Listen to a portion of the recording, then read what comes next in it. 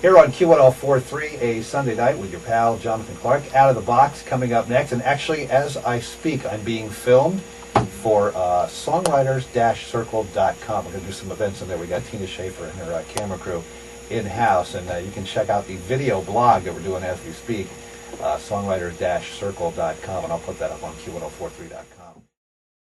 Hi, I'm Tina Schaefer from the New York Songwriters Circle, and we'd like to welcome an amazing guest we have tonight, Jonathan Clarke. Tina, how you doing? How you doing? Doing good. From Out of the Box 104.3, who's also going to be one of the judges at this year's contest.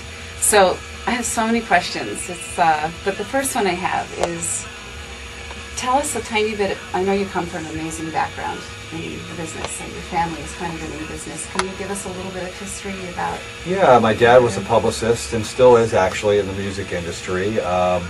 Not as crazy as he used to be. Obviously, he's getting older, but yeah. So I sort of grew up in the environment in the music industry of my father, working with a lot of songwriters and artists and bands going back to the '60s and the '70s and up until now.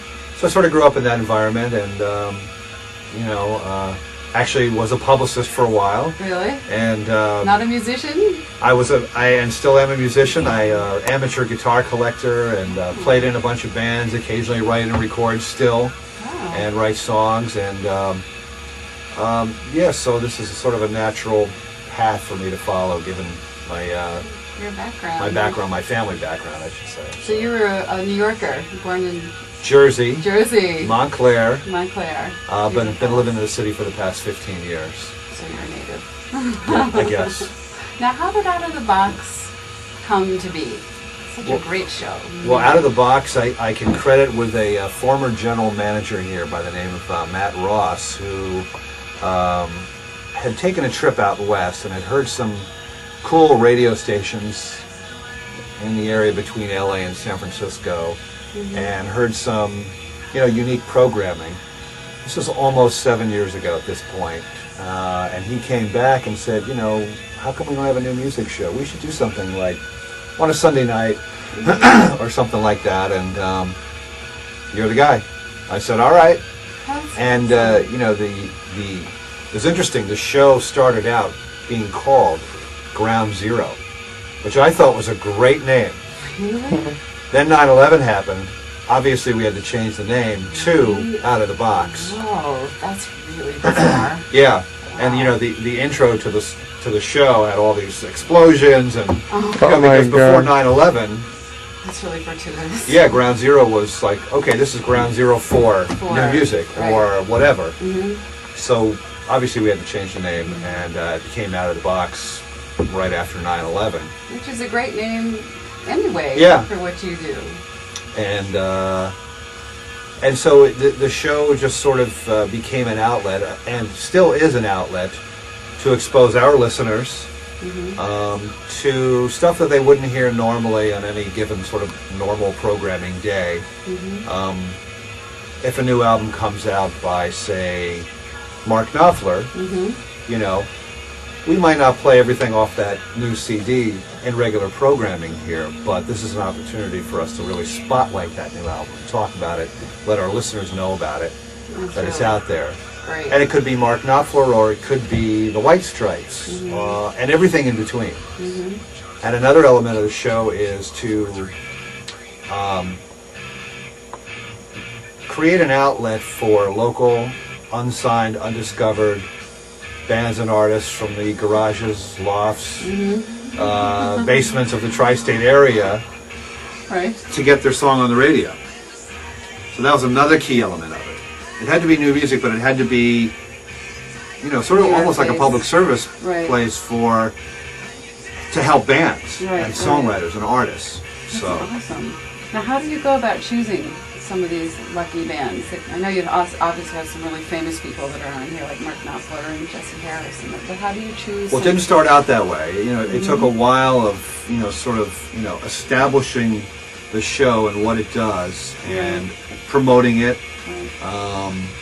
promoting it on the air, and teaming up with partners such as yourself. To sort of, that also helps create awareness of this show, and sort of gives our listeners a sense of, you know, that the show is here, this is what it's all about, and this is why you should listen. So it took baby steps, you know, like we're approaching our 7th year now. So the word has gotten out. Definitely. Took a while, though. Yeah. Took a while. I mean, you know, I wasn't getting, you know, like this week I'm going to have Ann and Nancy Wilson on the show coming up in about a week or so. And also the Scorpions. Amazing. And had John Mellencamp on the show, Chris Cornell. But I've also had a great local band called Earl Greyhound, who are really starting to blow up. They had the indie record deal, but you know, great local band. So I'll do spotlights on local artists as well as big artists. Well, that's really important, you know. And that it keeps you real and what, similar to what the circle. Well, is. we got to stick to the you know, what the show's all about. Right. Know, so exactly. And what do you usually look for? And we book all sorts of writers, but what do you look for in a song or in a band? Well. What are some of the...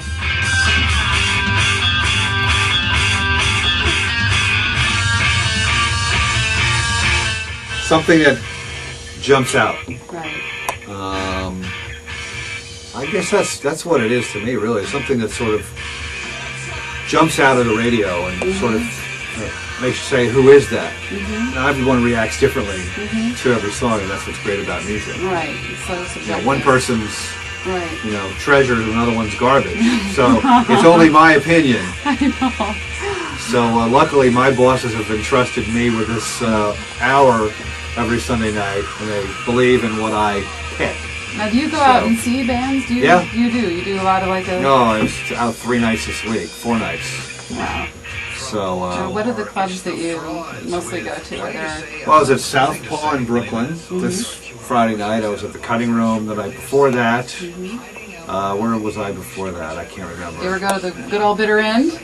Bitter End, I've been to many times. Good. In this capacity and in previous capacities, when I used to work for record companies and go see bands all the time. So. Now, where did you work for? Who did you work for? What record company? I worked for Arista Records, Clive Davis, for about 6 years. The master. The early 90s, yeah. Talk about a guy who can pick good songs. Yeah, I would say so. And then I also worked with Miles Copeland at IRS Records when it was still a label.